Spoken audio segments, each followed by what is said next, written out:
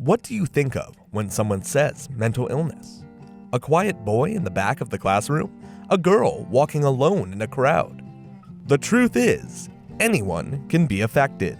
1 in 4 Americans experiences a form of mental illness in any given year. That's more than 60 million people. These are your friends, your family, your mentors, your icons. Many celebrities are now open about their struggles with their own mental health.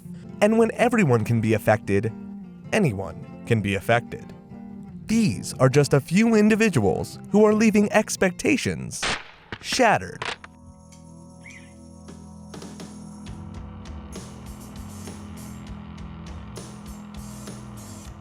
I sing, I dance, I act, and I model. I'm a father of 2 beautiful sons, Liam and Roman. Oh, with acting, I really can probably attribute that back to elementary school.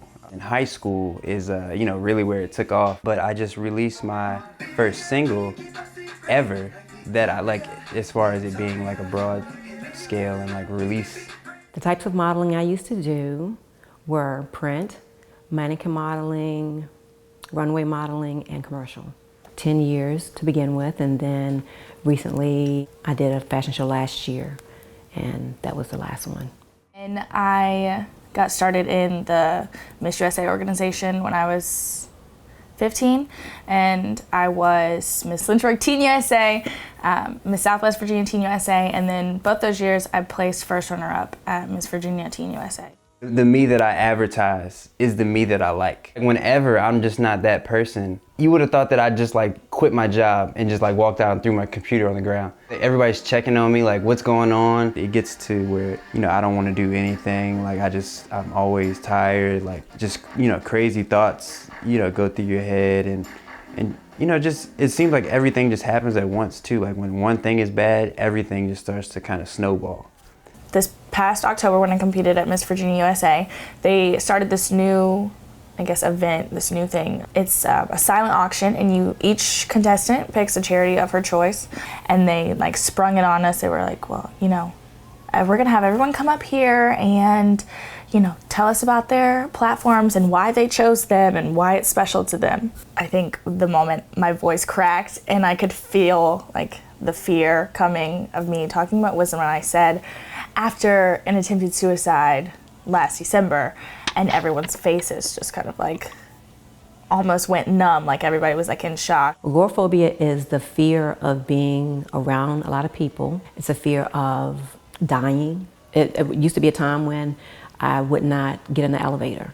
I did not drive for over 7 years. And when I say I didn't drive, that's like I wouldn't even get in the car and back it up. I would freak out if I would ride in a car and I would go a long way and not see an exit sign because I would start hyperventilating.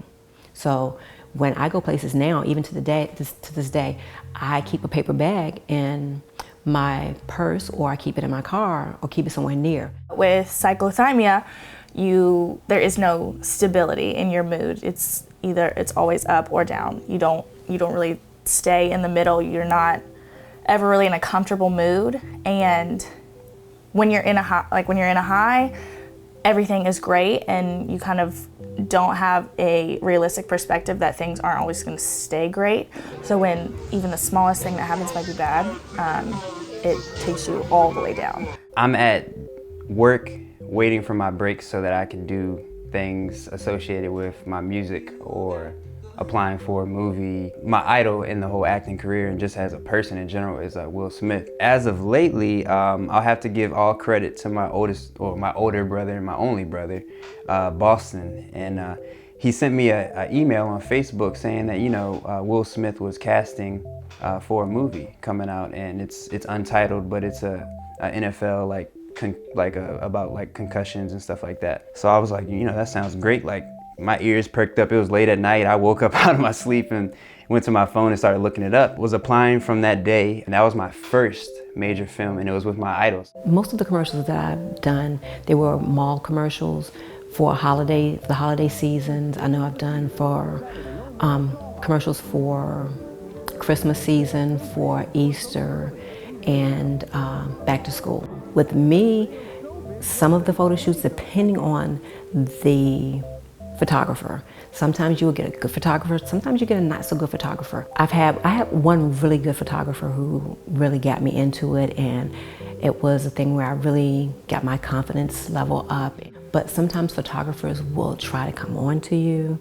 Throughout your entire year, like your everyday life, it's kind of like preparing you for your pageants and competing. Fitness and maintaining like a healthy lifestyle is really, to me, I think the biggest preparation for not so much pageants that I've done before, but the ones I'm focusing on now. Walking, you have photo shoots, you have to really promote yourself and make your brand, I guess, that you're trying to sell. I've had my battles back and forth with hating pageants. I always go back to that feeling on stage when it's just like, it's like breathtaking. It's like you literally feel like you're on top of the world. It's when you have people that don't understand that you're doing this because it's something that's fun, but they think it's something that you're doing because you think that you're pretty. They would talk about me to the point where I didn't want to ride my bus. I didn't want to go to church because of the fact that they would always say, you know, they labeled me as Miss Pretty. My freshman year of college actually was the biggest, just like almost wake up call for me, because I finally saw the really just nasty part of pageants. And it came from these forums that are online. They're anonymous forums. It's called a void board, and people from anywhere and everywhere can get on there, and they will say, you know, crazy hurtful things. People would go on there and they said, Destiny is a solid size 8, she'll never win a pageant. They also said that I needed a nose job and liposuction in my masculine arms. I kind of became like addicted to looking on the void boards. The thing that keeps me going is my daughter.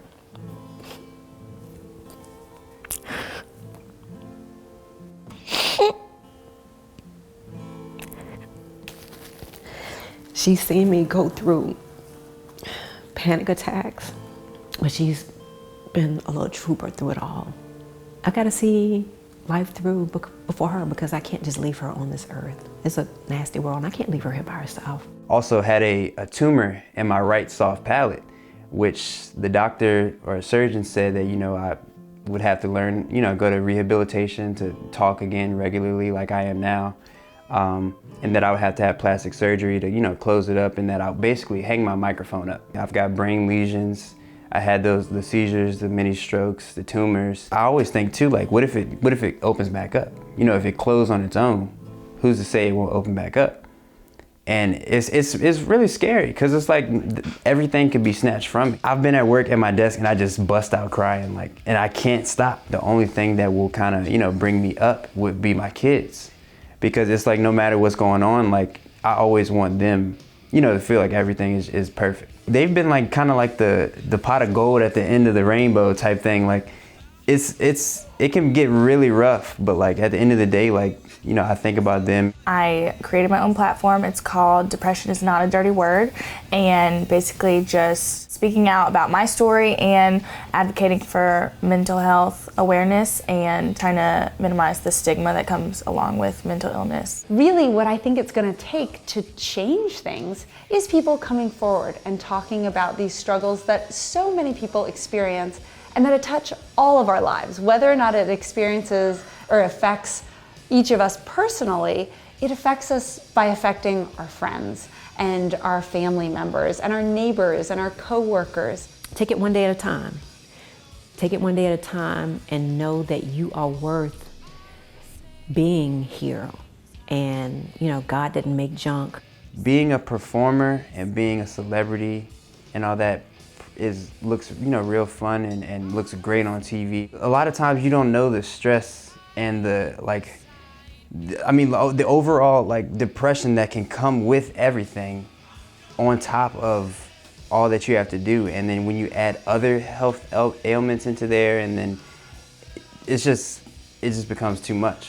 But you have to get to a certain point where you decide that you're not going to give up.